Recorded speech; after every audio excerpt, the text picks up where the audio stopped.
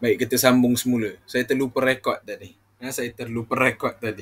Baik, kita sambung untuk al-sayd tadi, iaitu dibolehkan untuk kita memburu menggunakan binatang buas yang dilatih, yang di-guide, yang dibimbing. Yang dibimbing. Seperti apa? Seperti anjing. Kemudian wal-fahdi, yakni harimau. Kemudian kita menggunakan spesies burung seperti helang besar. Helang besar ya. Kamu jangan ingat helang tu kecil dan sebagainya. Tidak, helang tu kalau kamu tengok betul-betul depan-depan memang besar. Memang besar. Dan helang kecil. Dan helang kecil. Wasakri. Ini berdasarkan kepada firman Allah Subhanahu wa taala, yas'alunaka madza uhilla lahum qul uhilla lakumut tayyibatu wa ma 'allamtum minal jawarih. Allah Subhanahu wa taala berfirman, dihalalkan bagimu yang baik-baik dan yakni buruan yang ditangkap oleh binatang buas yang telah kamu ajar dengan melatihnya untuk berburu, kamu mengajarnya menurut apa yang telah diajarkan Allah kepadamu. Maka ini dalil menunjukkan dibolehkan untuk menggunakan binatang buas untuk membantu kita untuk memburu. Ayu sayd ma'allamtum, iaitu binatang-binatang ataupun binatang buas yang diajar, yang diajar oleh kalian ataupun tuan yang mengajar. Baik. Syarat itu ta'limiha, iaitu syarat-syarat mengajar binatang buruan. Bermakna binatang ini kena cukup syarat yang ini baru boleh dikatakan binatang itu telah diajar ataupun mendapat status dididik. Contoh kalau kita nak tahu manusia itu benar-benar belajar, kita akan tengok sijil. Macam saya, kalau contoh orang tanya, kamu macam mana? Alhamdulillah saya ada stamp. Baru setakat stamp lah, belum lagi ijazah.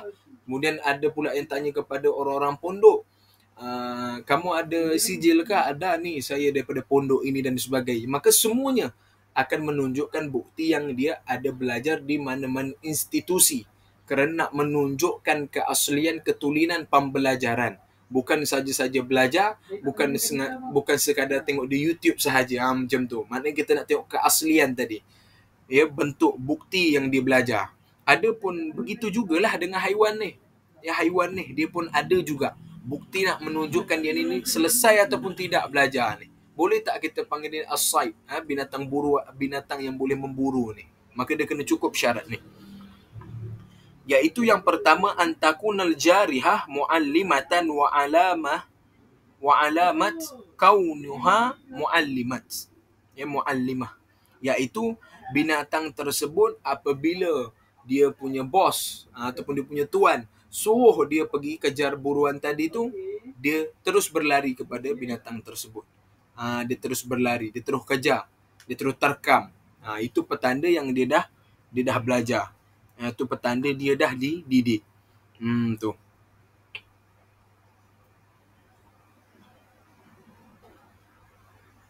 Bihaitsu idza arsalaha sahibuha istarsalat ayu hajat. Ya, dia mengajarnya.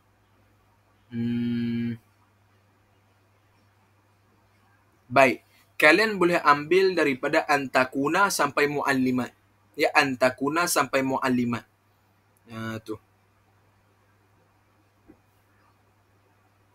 Kalau kalian expert, macam nak lebih sikit, boleh ambil bihaitsu sampai habis itu. Itu contoh dia. Contoh dia. Tamam? Baik. Yang kedua, idza zajarat ay zajraha sahibuha fi ibtida'il amri wa ba'dahu in zijarat ay waqafat. Iaitu binatang tersebut tadi, apabila dia punya tuan dia suruh pergi kejar, kemudian tuan dia suruh berhenti. Bermakna dia bukan sahaja boleh menerima arahan untuk pergi kejar, bahkan haiwan ini boleh menerima arahan untuk berhenti. Ya, untuk berhenti. Kemudian haiwan tersebut berhenti serta merta dan dia berhenti. Dia berhenti terus. Serta merta dia berhenti. Maka itu petanda haiwan ini, ya, dia dah mencukupi syarat, iaitu dia boleh jadi binatang buruan, binatang yang memburu. Kerana dia bukan sekadar boleh pergi, bahkan dia boleh berhenti dengan sebab arahan tuan dia. Yang ketiga al-thalis, idza qatalat saydan lam ta'kul minhu syai'an. Boleh ambil sampai situ je, syai'an tu. Binatang tersebut, yakni binatang yang memburu tadi itu, kalau ditangkap binatang yang dia sedang terkam itu, lam ta'kul minhu syai'an, dia tak makan sedikit pun daripada, dia tidak makan sedikit pun binatang buruan itu. Dia tak sedikit pun dia tak makan. Dia hanya gigit nak bagi lemah, nak bagi mati saja. Itu sahaja binatang yang memburu tadi itu buat. Dia tidak buat lebih daripada itu. Itu dia ada dah cukup tanda yang ketiga. Dan yang keempat syaratnya iaitu ayyataqarraru dzalika minha ayyu hadhil umuril mu'tabirah fi ta'liminha. Dia fil ta'liminha tu ada dua fi tu, kena ubah satu nah. Fil ta'liminha iaitu keadaan proses ini berlaku secara berulang-ulang, sehingga menjadi satu kebiasaan kepada binatang itu memburu. Binatang itu memburu. Bermakna ada 4. Yang pertama, kalau disuruh dia pergi, kalau disuruh berhenti, dia berhenti. Yang ketiga, dia tidak makan sedikit pun daripada binatang tersebut, yakni idza qatala saydan lam ta'kul minhu syai'an. Yang keempat, dia ayyataqarraru dzalika minha. Proses tersebut berulang-ulang. Berulang-ulang sehingga haiwan tadi itu hadzil umuril mu'tabirah fi ta'lim minha. Dia dah biasa memburu. Tu. Jadi ada 4 syarat yang perlu dipenuhi, barulah haiwan tersebut boleh dijadikan sebagai binatang yang bertugas untuk memburu. Bertugas untuk memburu. Sebab itu kena berhati-hati kalau bab ni lah. Bab ni kena berhati-hati. Kena minta yang profesional. Sebab ada binatang yang memburu, dia tak memburu haiwan, dia memburu tuan. Kalau betul-betul haiwan tersebut dididik, dia tak makan tuan. Tapi kalau yang tuannya pun tak apa nak betul, maka dia gigit tuan, tuan pun mati. Itu kena faham sungguh tu. Baik, selesai. Yang seterusnya, ma yasihul dhabhi bihi wa ma la yasihu. Perkara yang sah sembelihan dan perkara yang tidak sah. Perkara-perkara yang sah sembelihan dan perkara yang tidak sah. Di sini kita masuk bab alat. Ni kita bincang pasal itulah tadi ni. Ar-ruknu tsalis al-alat. Ni alat sembelihan itu. Tajuzu zakati bi kulli ma yajrahu. Dibolehkan untuk kita menyembelih dengan semua alatan yang boleh melukakan. Kamuhaddadin, seperti besi. Seperti besi. Hadid wa qasbin wa hajarin wa risas wa dhahbin wa fiddah, iaitu dengan kita menggunakan seperti besi tadi, besi tajam, kemudian buluh qasbin itu, wa hajarin yakni batu, wa hajarin batu, kemudian kita guna risas, wa dhahbin wa fiddah, iaitu kita guna emas dan kemudian dengan menggunakan perak. Kat situ kan. Baik. Illa, kecuali. Dia ada kecuali kat situ. Bil sinni wal zufri, iaitu kecuali dengan menggunakan gigi, guna kuku. Kemudian wabakil izami mutasilan kana au munfasilan, ataupun tulang, ataupun kita menggunakan serpihan tulang. Serpihan tulang. Sama ada ianya masih bersambung ataupun telah berpisah. Bermakna apa-apa seperti gigi dan seangkatannya, kuku dan seangkatannya, kemudian dengan tulang, baik tulang itu bersambung, baik tulang itu serpihan, baik tulang itu tidak bersambung, semuanya itu tidak dibolehkan. Bermakna kamu nampak angsa, kemudian kita katakan tak ada siapa yang boleh sembelih kerana ketiadaan pisau. Kemudian disebabkan kita rasa risau sebab angsa tu tengah sakit, yang kita tengah nampak ni tengah sakit. Kalau kita biarkan saja, insya-Allah mati. Maka kita ambil lalu digigitnya. Tengok digigitnya angsa tersebut supaya dia mati. Maka tidak sah. Walaupun binatang itu tadi memang dah nak dekat mati, walaupun menjadi satu ketetapan kepada kita untuk menyembelihnya supaya menjadi rezeki kepada kita, namun dengan cara yang tidak betul, tidak diperbolehkan. Tidak diperbolehkan. Tamam? Baik. Kemudian ini berdasarkan kepada li khabaril sahihaini, iaitu berdasarkan hadis sahih, yaitu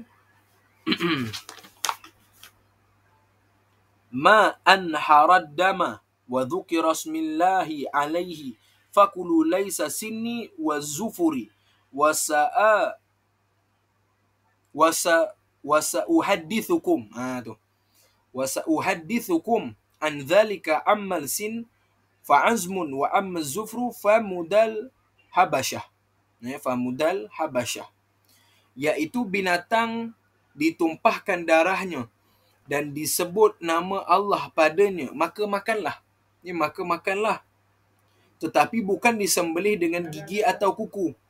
Aku akan jelaskan kepada kamu tentang perkara tersebut. Gigi itu adalah tulang dan kuku itu pisau penduduk Habsyah. Penduduk Habsyah. Maka ini hadis yang dijadikan sandaran menunjukkan bahawa binatang yang disembelih dengan gigi, dengan kuku, dengan tulang itu tidak dibolehkan. Bahkan menjadi bangkailah setelah itu. Tamam? Baik. Ni kita masuk halaman seterusnya, masail. Ini masail. Yaitu lau qutila bimuthqalin, yaitu kalaulah binatang itu dibunuh dengan benda berat, dengan alat yang berat. Seperti apa? Kabunduqah wa sautin wa sahmin bila naslin wala haddin, iaitu seperti peluru, peluru, dan seperti tali cemeti dan anak panah, panah tu, yang mana panah itu tanpa mata dan tak tajam, tanpa mata dan tak tajam, Tali cemeti itu yang ada tengok cerita koboi tak? Cerita koboi yang orang duk pusing-pusing tu kan. Bukan tali tu dia tali cemeti tu ada pemegang, kemudian kalau disebat memang boleh tercabut kulit. Sebab memang sakit. Memang sakit. Tu nanti kamu boleh tulis dalam internet, dalam Google, tali cemeti. Ada di situ. Tali cemeti ni memang menyakitkan. Memang menyakitkan. Jadi kalau binatang ini dibunuh dengan sebab benda-benda berat seperti saya sebutkan tadi, peluru, seperti tali cemeti, anak panah, yang mana anak panah itu tidak ada mata dan tidak tajam, haram as-said, maka dia tak bolehlah, maka haram makan buruan itu. Haram makan buruan itu. Li'annaha mauqudhah fa innaha qatala bima la haddu lah. La haddu lah. Iaitu kerana dia tergolong dalam haiwan yang mauqudhah. Mauqudhah, iaitu binatang yang dipukul. Istilah untuk binatang yang mati dengan sebab dipukul disebut dengan mauqudhah. Mauqudhah, iaitu binatang yang dipukul dengan tongkat sehingga mati. Dan ia dibunuh dengan benda tumpul, yakni tidak tajam. Itu. Jadi, kenapa tak boleh dengan peluru? Dengan sebab peluru itu dia tak tajam. Peluru tidak tajam. Tetapi peluru itu dia sebab kelajuan. Dia kelajuan. Dia kelajuan. Saya ulang ni. Sebab dia kelajuan. Bukan sebab ketajaman dia. Bahkan dia bukan sahaja kelajuan, bahkan dia ada unsur api pada laras tembakan tersebut. Dia ada api. Maka dia tergolong dalam apa tu kita kata, benda berat lah. Wasautin, tali cemeti. Kemudian anak panah tadi. Baik. Ini saya terpaksa ceritalah supaya kita kok-koklah ada di antara kalian yang ayahnya polis, kemudian memang ada lesen untuk memburu dan sebagainya. Ini saya kena ceritalah. Takut berlaku khilaf, bergaduh pula nanti. Baik. Mazhab Syafi'i tidak membenarkan, bahkan mengatakan tidak sah haiwan yang dibunuh dengan sebab peluru. Haiwan yang disembelih dengan sebab peluru. Itu tidak sah. Namun, disebabkan kita ini keluasan dalam bidang fikih, iaitu kita boleh taklid mazhab. Boleh taklid mazhab. Ingat sungguh, taklid mazhab hanya boleh dilakukan dalam hal dan keadaan mudarat sahaja. Tidak boleh sesuka hati taklid mazhab lain. Tidak boleh. Tidak boleh sesuka hati.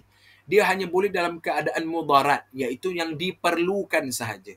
Bermakna orang yang ada lesen memburu, kemudian dia memburu dengan senapangnya, dengan pistolnya, dia dibolehkan kerana mazhab Maliki membenarkan.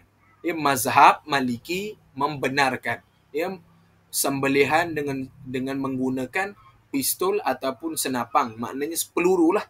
Maknanya peluru. Mazhab Maliki. Jadi boleh kita taklid mazhab Maliki. Taklid mazhab Maliki. Jadi termasuk juga dalam bab ni, dalam permasalahan ini adalah kapak. Kapak. Sebab kapak itu dia berat dan dengan sebab kelajuan. Tamam? Ini kena faham sungguh. Kalau soalan tanya pasal kapak, kita dah ada jawapan. Dia tidak boleh kerana haiwan itu mauqudhah, iaitu dia mati dengan sebab dipukul. Dipukul. Selesai. Yang kedua, lau qutila bisahmin wa bunduqah. Kalau binatang tersebut dibunuh dengan sebab anak panah, dengan panah dan peluru. Haramal said. Haram. Tak boleh. Tak boleh. Kenapa? Kadzalika li'anna mautihi bihima kan ni? Yalah, bihima bisyai'aini wa huma mubihun wa apa ni? Ini saya tak erti baca, minta maaf. Faghallabal mahram muhrim. Lah ini. Li'anna al-asli fil maitati tahrim. Ya, betul-betul. Macam tu. Baik. Kalau misalan binatang itu dibunuh dengan panah dan peluru. Dia dibunuh dengan panah dan peluru. Maka haram makan buruan itu. Haram, tak boleh makan.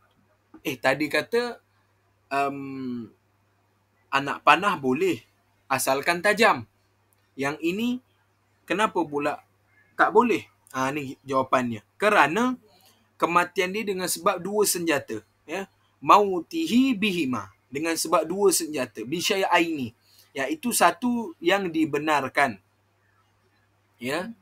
Satu senjata itu yang dibenarkan. Ini anak panah tadi, dia dibenarkan. Namun satu lagi tidak dibenarkan. Diharamkan. Ini peluru. Bundukah itu tidak dibenarkan. Maka diberati hukum haramnya. Iaitu hukumnya bangkai. Bangkai haiwan tadi itu. Bermakna di sini nak menunjukkan, kalau kamu memburu, satu menggunakan alat yang dibolehkan, satu lagi menggunakan alat yang tidak dibolehkan. Lalu kamu seorang tembak panah, seorang lagi tembak guna peluru. Maka pada ketika itu tidak sah. Tidak sah. Baik. Kalau misalan dua-duanya guna anak panah, dua-dua guna anak panah, boleh ataupun tidak? Maklumkan. Izzati Nadia. Boleh. Lagi-lagi.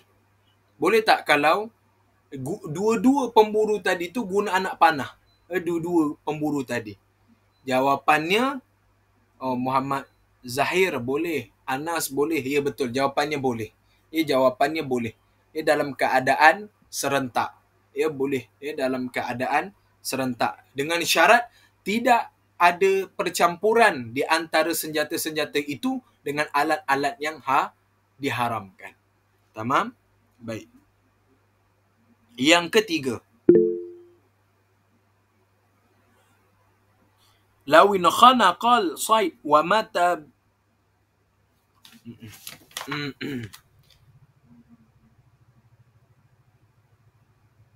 biuhbulati. Biuhbulati mansubatin harama dhalika liqaulihi ta'ala wal munkhaniqah. Surah Al-Ma'idah. Iaitu sekiranya binatang itu mati dengan sebab tercekik.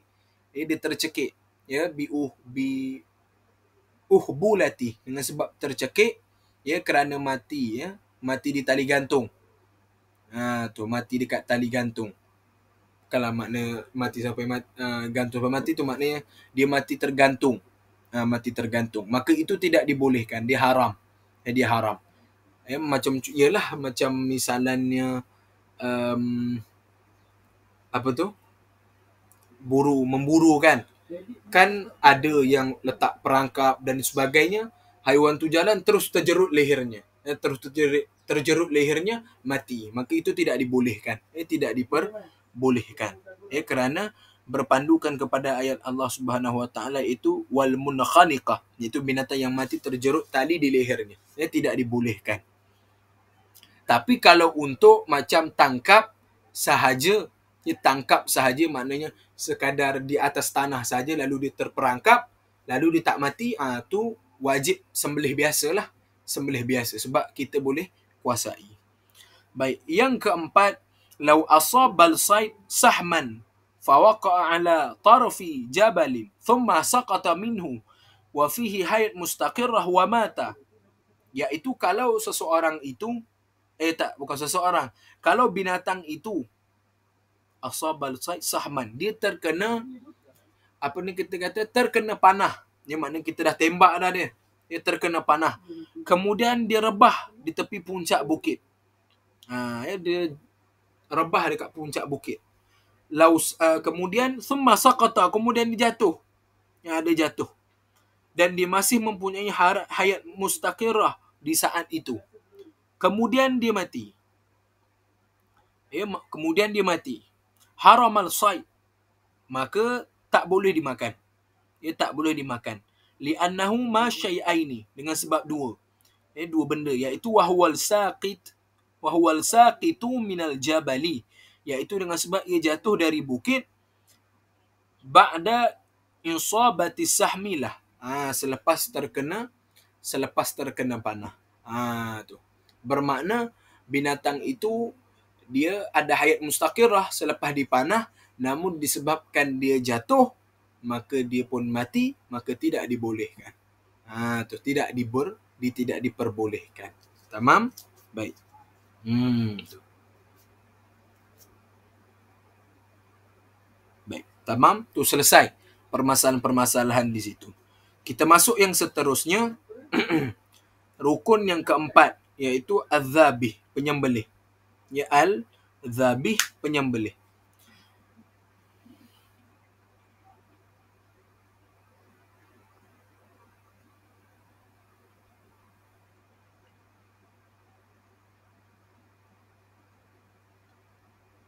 Yuhallu zakati muslim wa kitabi wa muslimati wa kitabiyah, iaitu dihalalkan binatang sembelihan itu dia disembelih oleh orang muslim, yakni lelaki muslim, ataupun daripada orang ahli kitab lelaki, ataupun daripada orang perempuan yang muslim, yang Islam, dan juga kitabiyah, yakni ahli kitab yang perempuan. Maka itu boleh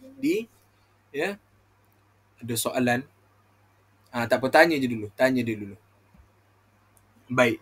Kemudian, jadi daripada situ kita ambil maklum, bolehlah. Boleh. Iaitu binatang tadi itu disembelih oleh orang Muslim dan juga orang perempuan yang Muslim dan juga ahli kitab. Tetapi ulama menyatakan bahawa ahli kitab itu mestilah ahli kitab yang pure, berpegang dengan kitab. Maka ulama-ulama mutaakhirin, yakni ulama-ulama masa kini, menyatakan bahawa ahli kitab itu sudah tiada. Ahli kitab itu sudah tiada. Maka tak bolehlah. Maka tak boleh. Kerana ini berdasarkan firman Allah Subhanahu wa taala, wa ta'amul ladzina utul kitaba hillul lakum wa ta'amukum hillul lahum. Iaitu dihalalkan bagimu makanan sembelihan orang-orang yang diberi, yakni Alkitab, itu halal bagimu, dan makanan kamu halal pula bagi mereka. Tamam? Baik. Seterusnya daripada hadis, iaitu Ibnu Abbas berkata, sesungguhnya dihalalkan sembelihan ahli kitab kerana mereka beriman dengan Taurat dan Injil. Baik. Ini sembelihan. Sembelihan di umum. Baik. Ini saya masuk sikit tentang korban. Korban afdal lelaki yang sembelih. Kalau perempuan yang sembelih, sah ataupun tidak? Kalau perempuan itu sembelih binatang korbannya, sah ataupun tidak? Nah, tu Cik jawab. Sah ataupun tidak, perempuan sembelih binatang korbannya. Sah kalau ikut syarat, sah. Sah tapi afdal lelaki. Itu jawapan yang tepat. Itu jawapan yang tepat. Ahsanta Muhammad Zahir. Ya, jawapannya sah, namun afdalnya lelaki. Ni afdalnya lelaki. Sehingga kan baginda Rasulullah sallallahu alaihi wasallam menyuruh Siti Fatimah radhiyallahu taala anha untuk mewakilkan binatang korbannya itu untuk orang lelaki yang buatkan. Dan afdal untuk perempuan dia lihat binatang korbannya itu disembelih. Itu. Afdal untuk perempuan mewakilkan binatang korbannya itu untuk disembelih oleh orang lelaki, dan afdal bagi perempuan itu untuk melihat binatang korbannya disembelih. Dilihat, melihat saja, melihat. Tukang sembelih lelaki. Kenapa jadi macam tu? Kerana dari sudut kekuatan. Kita tidak menafikan kekuatan perempuan, namun ghalibnya, kebiasaannya memang lelaki lebih kuat daripada perempuan. Tamam? Itu. Baik, kalau orang gila? Baik, kalau orang gila. Sebab kat sini sebut muslim, wa kitabi, wa muslimah, wa kitabiyah. Dia tak sebut pun berakal ke, ni ke, tak ada. Dia tak ada. Boleh ke orang gila nak sembelih? Contohlah dalam satu situasi, kita duduk sama-sama duduk dengan orang kampung. Kejap, saya rasa macam gelap pula.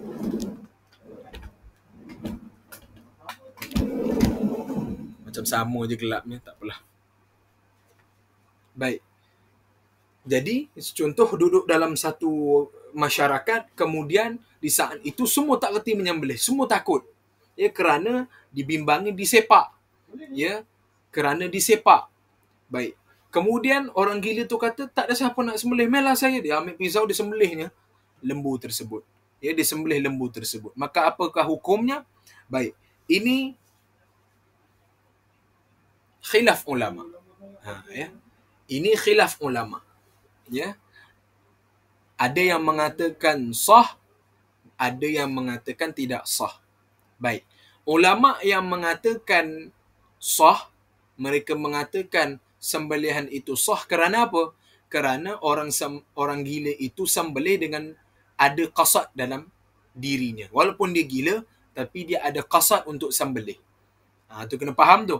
Dia khilaf ulama. Jadi kalau contoh berlaku di kawasan kita, seseorang itu menyembelih haiwan, ini menyembelih ayam ke, menyembelih angsa ke, dalam keadaan orang gila yang tolong buatkan. Dia tolong buatkan. Maka pada ketika itu, ini khilaf ulama, maka kita ambillah langkah yang terbaik, iaitu boleh dimakan. Sebab ini khilaf ulama. Dan satu lagi, ulama mengatakan dibolehkan dengan sebab dia ada qasad. Qasad ni maksudnya niat. Niat dia nak sembelih. Macam saya sebut tadilah, orang gila tu datang, melah aku sembelih. Nampak? Melah aku sembelih. Dia sembelih. Itu dah cukup memadai qasad ada di situ. Ada qasad di situ. Tamam? Baik. Kalau contoh untuk orang yang tidur, waktu orang tidur, ni macam saya sebutlah, futuristik ulama dalam berletakkan sesuatu hukum. Baik. Kalau seseorang itu dia tidur. Dia tidur. Kemudian dalam mimpi, dia macam menyembelih. Macam menyembelih. Dia dalam tengah tidur tu, dia macam menyembelih. Boleh ataupun tidak? Sah ataupun tidak? Dia punya sembelihan tadi.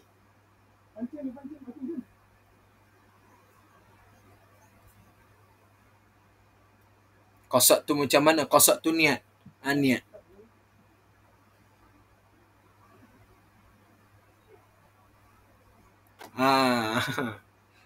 Sah jika niat. Tak sah kalau tak cukup syarat. Baik. Kalian semua memang bagus-bagus belaka. Sebab berani untuk memberikan pendapat. Betul lah tu, baguslah tu. Baik. Tak sah kalau tak cukup syarat. Baik. Jawapannya tidak sah. Jawapannya tidak sah. Sebab dia tidur. Sebab dia tidur. Tidur mana nak datang qasadnya? Itu jawapan ulama lah. Mana nak datang qasadnya? Qasadnya tak ada. Waktu selepas dia bangun, tengok-tengok, saya sembelih.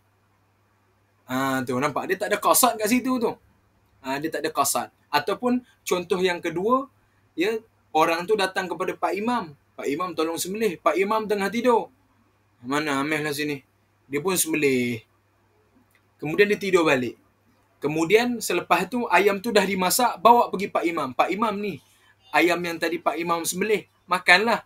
Bila masa pula saya sembelih? Tadi Pak Imam sembelih, mana ada? Saya tak sembelih pun. Lepas tu orang tu kata, ya sungguh Pak Imam sembelih tadi. Saya tak sembelih tadi. Baik. Tamam? Maksudnya di situ tidak ada qasad. Bermakna binatang yang dia dah masak tadi tu jadi haram. Kerana tidak ada qasad. Tamam? Faham tu? Macam saya sebut tadi, nak tak nak dia berbalik kepada qasad. Niat tadi. Tamam? Selesai untuk bab az-zabih. Faedah. Faedah sembelihan. Faedah sembelihan. Al-hikmatu fi ishtirati az-zabih wa inharu dam tamyizu halalil lahmi wal syahmi min haramihima wa tanbih ala tahrimil maitah li baqa'i dammiha. Iaitu hikmah adanya syarat pada penyembelih binatang tadi, dan mengalirkan darah adalah untuk membezakan daging dan lemak yang halal dengan yang haram. Itu hikmah adanya pensyariatan sembelihan. Darah yang keluar itu darah najis. Darah yang keluar di saat sembelih itu darah najis. Serta memberi peringatan tentang haramnya bangkai kerana darahnya masih ada dalam tubuhnya. Ada dalam tubuhnya. Maka itu sebab kenapa kita disyariatkan kepada kita untuk menyembelih binatang. Tamam? Baik. Selesai kita kat situ. Halaman yang terakhir dalam bab Sayd wa Dhabaih iaitu zakatul janin, iaitu sembelihan janin. Sembelihan janin. Jadi tempat kita ni mungkin tak berlakulah, ni biasa kat Indonesia mereka akan makan janin-janin lembu, kambing dan sebagainya. Zakatul janin hasilatan. Tu. Bi zakati ummihi illa ayyujada hayatan mustaqirrah wa amkanahu zakatuhu fayuzaki wujuban. Baik. Dikira janin yang mati disebabkan menyembelih ibunya. Maknanya sembelihan pada ibu lembu tadi tu, maknanya ni lembu, kemudian kita sembelih lembu tu. Kemudian tengok-tengok dalam perut ibu tu ada janin. Ada janin. Dan janin tu pun dah mati. Dah mati dengan sebab maknya pun dah disembelih. Maka pada ketika itu sembelihan janin itu dia dah berlaku pada sembelihan si ibu tadi. Kecualilah, nampak, illa ayyujada hayatan mustaqirrah. Melainkan kalau janin tersebut masih hidup selepas dikeluarkan dari perut ibunya. Maknanya tadi saya sebut dah mati. Ini kalau dia masih hidup. Dia masih hidup. Dan dia ada hayat mustaqirrah. Infijarud dam tadi dan syiddatul harakah. Maka pada ketika itu, dan sempat menyembelihnya, maka wajib menyembelihnya. Wajib kita sembelih. Pada ketika itu, tuntutan untuk menyembelih menjadi wajib. Perlu disembelih. Jangan biar pula. Kena sembelih. Kena sembelih. Tamam? Baik. Yang kedua, permasalahan kedua. Law wujida janin mayit aw aishuhu. Aishu madhbuhin sawa'an ash'ara am la fi batnin mudhkatin. Sawa'an akana zakatiha bidhabhiha aw irsali sahmin aw nahwi kalbin alaiha hillu li hadith zakatul janin zakatu ummihi. Iaitu sekiranya janin tersebut didapati mati dalam perut ibunya yang disembelih, maka halal, boleh dimakan. Ya, ini berdasarkan hadis, janin itu dikira disembelih dengan sembelihan ibunya. Macam saya sebutkan tadilah, iaitu ibunya disembelih, kemudian janinnya mati dalam kandungan. Maka pada ketika itu dibolehkan untuk kita makan janin tersebut. Sebab kenapa? Sembelihan janin itu telah berlaku pada sembelihan ibunya. Tu. Boleh dapat nah? Baik. Yang ketiga, idza kharaja wa bihi hayat mustaqirah wa amkanahu zakatahu fayuzakki wujuban fala yahillu bi zakati ummihi. Apabila janin itu keluar dari perut ibunya dengan hayat mustaqirah, maka tidak halal dengan sembelihan ibunya sahaja. Ini tadi kita dah sebutkan tadi, nombor 1 tadi.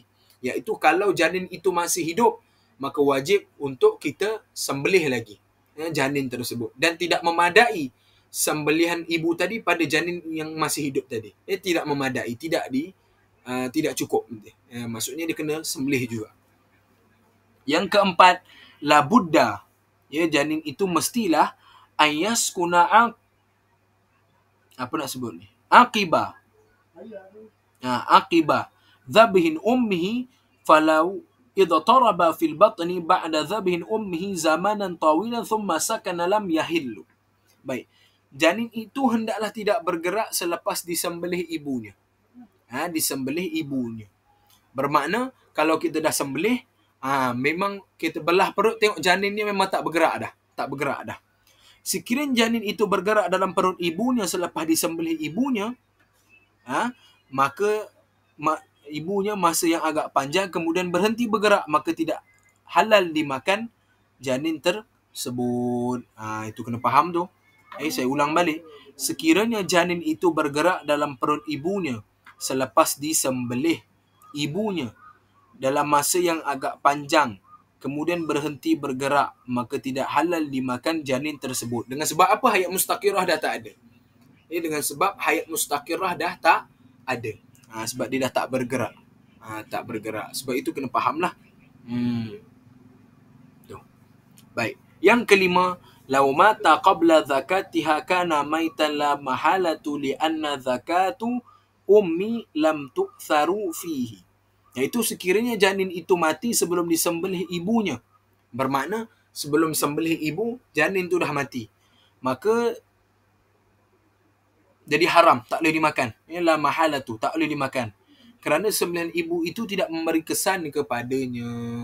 Jadi ada 4 dekat sini, ada 5 kat sini. Iaitu pertama, sembelihan janin itu terletak pada sembelihan si ibu. Kemudian yang kedua, kalaulah kita sebut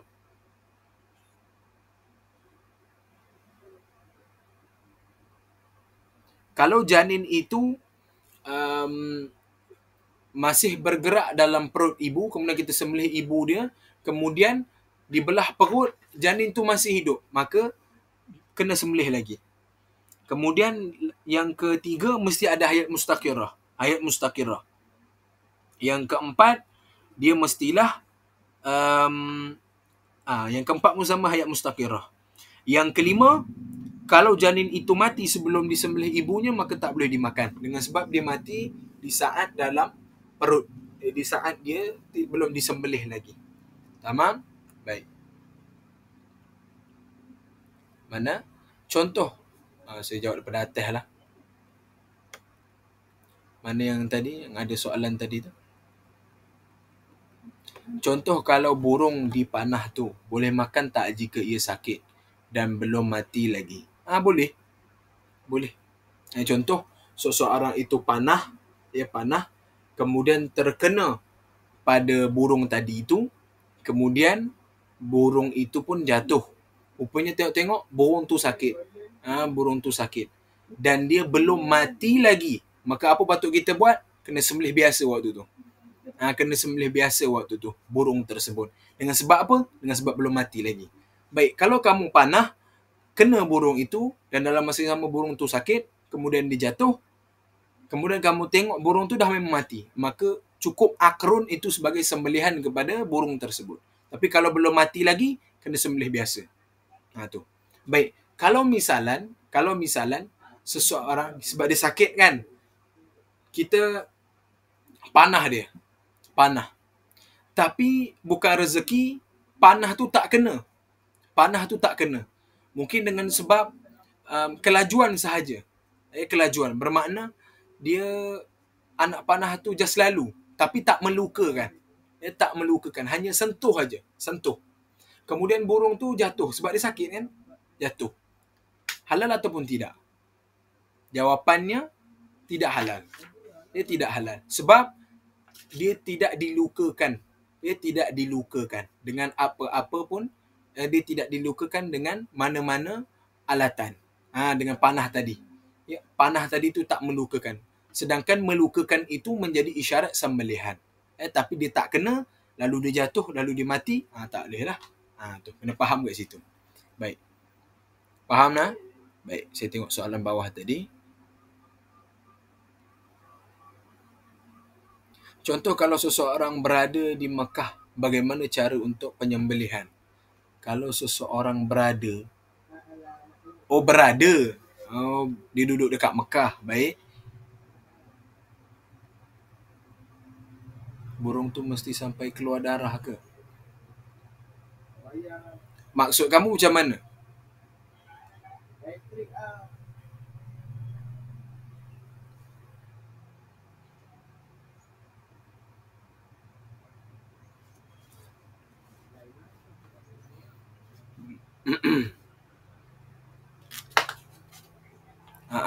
Syarat panah burung tadi sampai luka, ya.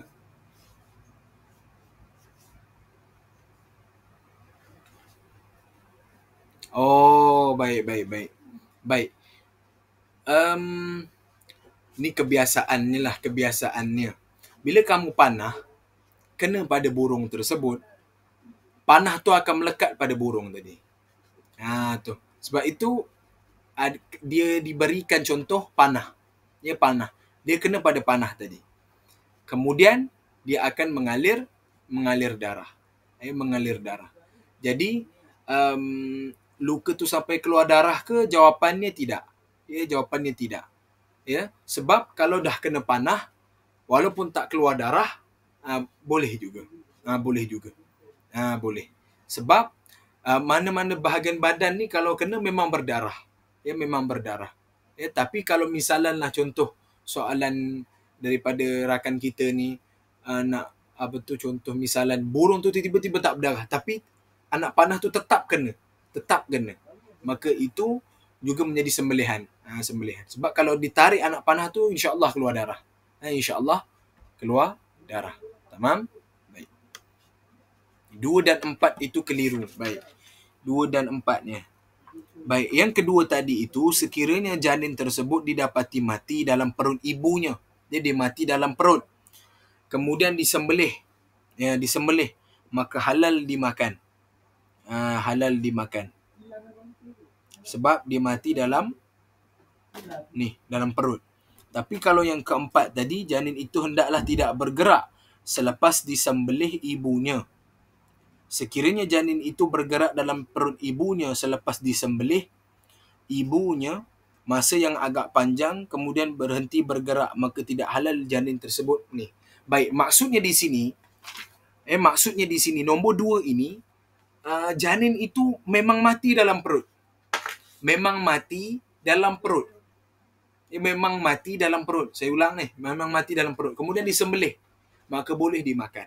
Yang keempat itu di saat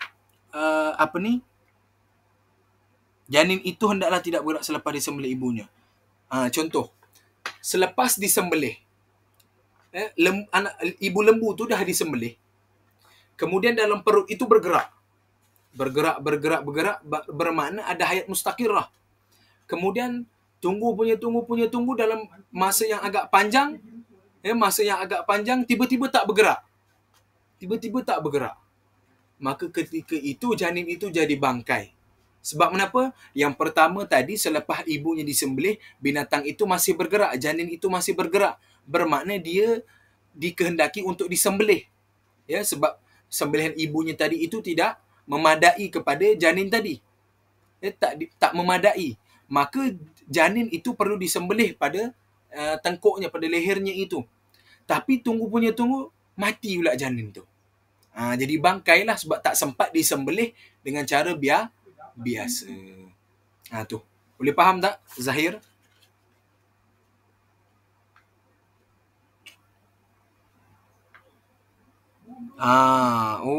Betul.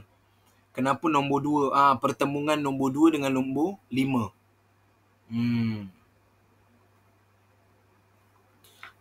Nombor 2 tadi sebut boleh, nombor 5 ni kata tak boleh. Sebelum disembelih ibunya, maka janin tersebut menjadi bangkai dan tidak halal dimakan kerana sembilan ibu tidak memberi kesan kepadanya. Oh, ya, bagus. Kamu peka. Baik, nanti ni saya rujuk kitab balik. Saya rujuk balik dalam kitab yang asal. Ni mungkin ada berlaku sedikit masalah ni. Sedikit kesalahan berlaku kat sini dari sudut terjemahan. Nanti saya rujuk balik kitab lah. Terima kasih ya, Zahir. Baik. Tapi untuk yang keempat tadi saya dah terangkan, ya, dia mati di saat dia ada hayat mustaqirrah. Dia mati di saat dia ada hayat mustaqirrah. Ya, sedangkan si ibunya telah disembelih. Tamam? Baik. Kemudian kita masuk soalan seterusnya. Ni banyak pula soalan ni. Tadi pasal burung tu faham ya, Izzati Nadia?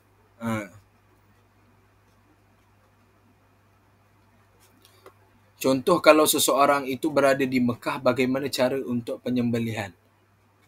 Cuba terangkan maksud soalan ni. Saya tak berfaham lah, Siti Nisa. Baik, kita masuk soalan Faris Imran Sofan. Assalamualaikum warahmatullahi wabarakatuh. Apakah hukum kita memburu menggunakan ubat penenang? Lepas daripada itu kita sembelih haiwan tersebut. Mohon memperjelaskan. Thank you. Sama-sama. Baik. Untuk menggunakan ubat penenang. Ubat penenang. Ini boleh kata macam sumpit. Baik. Maka ianya dia dengan sebab benda lain ya. Baik, ini saya nak rujuk kitab dulu nanti. Nanti saya rujuk kitab dulu. Ya, Faris Imran Sofan. Nanti saya jawab untuk sesi yang esok.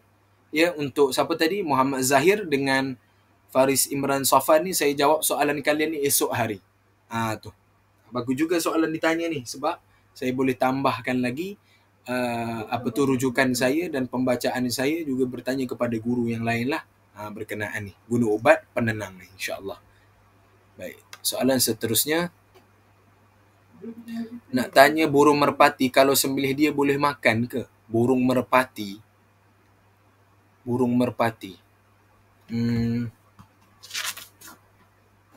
Ni pun saya jawab esok. Saya tak berani nak main cakap je.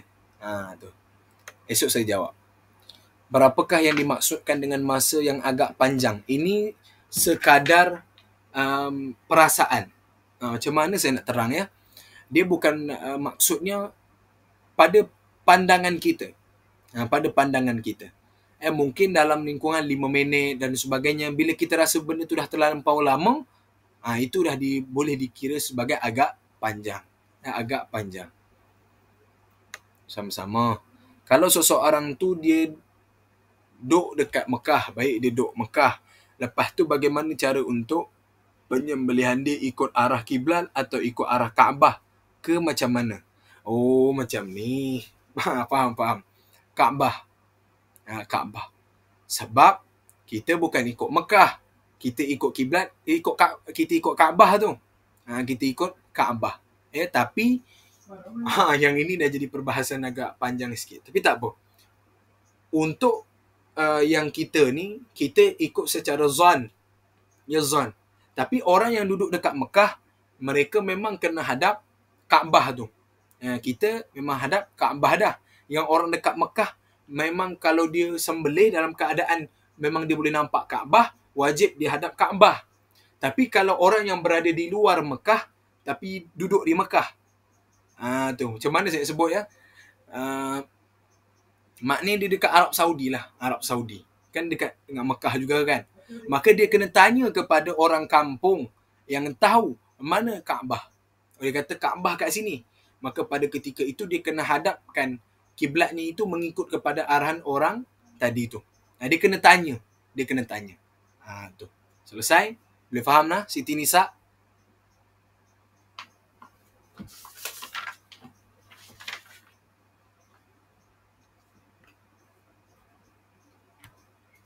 Baik. Kita masuk yang terakhir. Ma qata'a min hayawan hayy, iaitu hayyun, iaitu masih hidup. Ma qata'a min hayyin fahuwa kamaitah taharah wa najasah li khabar ma quti'a min hayyin fahuwa maitun. Anggota badan daripada haiwan yang terputus, yang dipotong, dan binatang yang daripada binatang yang hidup, maka dia adalah bangkai. Sama ada ianya binatang suci atau binatang najis. Baik dia babi, baik dia anjing, baik dia binatang yang boleh dimakan, dia jadi haram, jadi bangkai. Juz'ul bashari was sama wal jaradi tahir. Baik. Anggota badan manusia, ikan, belalang adalah suci. Ini suci. Duna juz'in. Sedangkan selain itu, ghairiha illa al-syu'ur as-saqitah minal ma'kul wa aswafihi wa awbarihi al-muntafi' biha fil mafarish wal malabis wa ghairiha min sa'iri anwa'il intifa'at fatahirah. Iaitu, jika dipotong hukumnya najis kecuali rambut atau bulunya yang boleh dimanfaatkan sebagai alas tikar. Ini biasanya kita tengok haiwan-haiwan yang boleh diambil, dimanfaatkan bulunya jadi baju, pakaian yang penghangat badan dan lain-lain lagi adalah suci. Dengan sebab mestilah dengan syarat mestilah disertu. Disertu maknanya dicuci. Tu. Selesai? Baik. Qala Allah Ta'ala wa min aswafiha wa awbariha wa ash'ariha athathan wa mata'an ilahin. Dia, yakni juga menjadikan bagi kamu dan berjenis-jenis bulu binatang ternak itu berbagai barang perkakas rumah dan perhiasan untuk kamu menggunakannya hingga ke suatu masa. Wallahu a'lam bissawab. Jadi saya rasa cukuplah takat tu untuk petang ni. Kita dah menghabiskan satu perbahasan, iaitu berkenaan dengan apa ni? Dah terlebih masa, saya minta maafnya. Berkenaan dengan al-sayd wal dhabaih. InsyaAllah pada esok hari kita akan masuk pada perbahasan al-udhiyah. Al-udhiyah. Saya tengok soalan ya.